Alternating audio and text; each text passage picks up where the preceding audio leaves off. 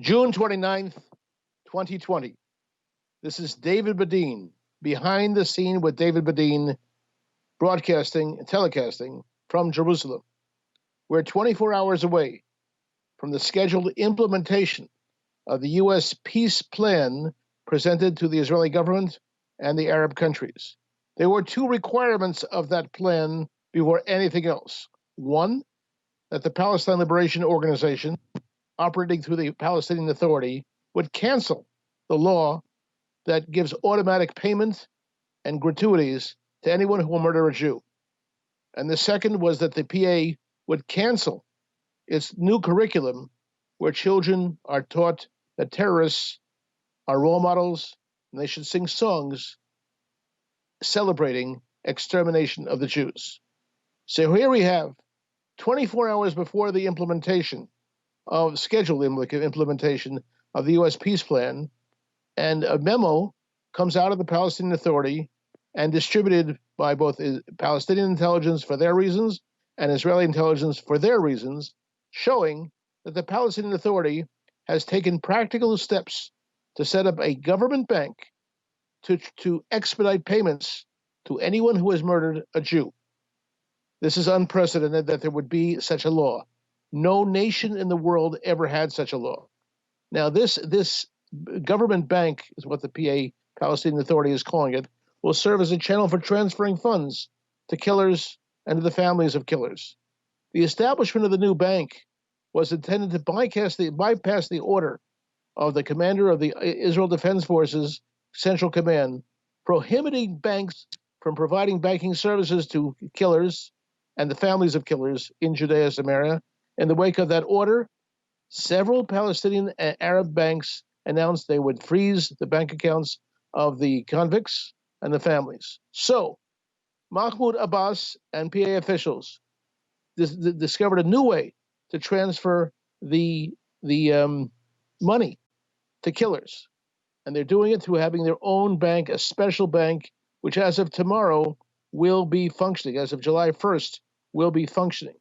Now, the decision to open up offices both in Israel and in Jordan, where this will be processed, is something which is, again, not expected by anybody, but there it is.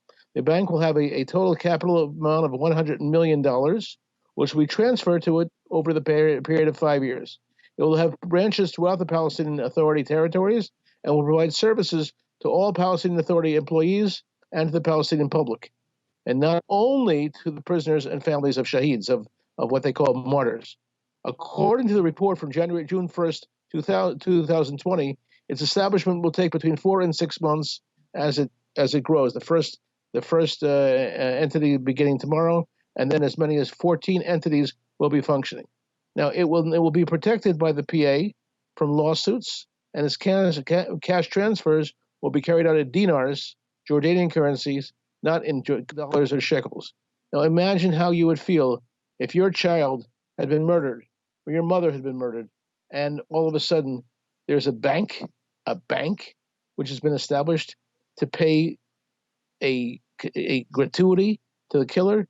This is what we face. So what's interesting is that the way in which the plan, the U.S. peace plan, is phrased, is that there has to be an immediate stoppage of all what they call pay-to-slay policies by the Palestine Liberation Organization and its subsidiary, the Palestinian Authority. Instead, the PA is doing exactly the opposite. Now, news of this bank has reached the hands of every journalist in Jerusalem. I can tell you that. I live here in Yerushalayim, work with all the press, the Arab press, the Jewish press, all of them.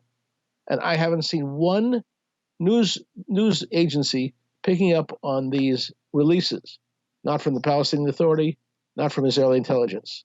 There's a desire to be politically correct, to cover up this stuff, to not let you know that there's an unprecedented law.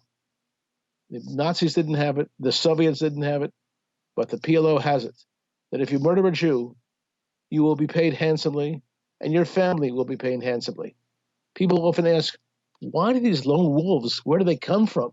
How do they emerge all of a sudden? Well, all I can say is when you understand that crime, when you think the crime doesn't pay, here's a case where crime does pay. Now, why do I feel that's important to emphasize such a point in a broadcast like this? Because the people of the world pay the Palestinian Authority, the subsidiary of the Palestinian Liberation Organization. They contribute humanitarian funds, which are used for this purpose.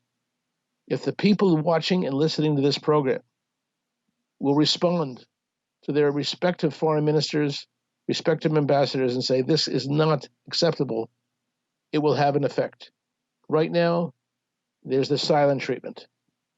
There was a great man named Elie Wiesel who wrote a book called The Jews of Silence. There's no reason to be silent when a crime like this is being committed to pay people to murder other people. Unprecedented, and it can be stopped. This is David Bedein, Behind the Scene with David Bedein. You can see this report and other reports on our website, IsraelBehindTheNews.com. And you'll see the reports of Israeli intelligence, of our translations of the school books, of films of what Palestinian Arab children say in their own language. It speaks for itself. All I have to say is, let my people know. Good evening.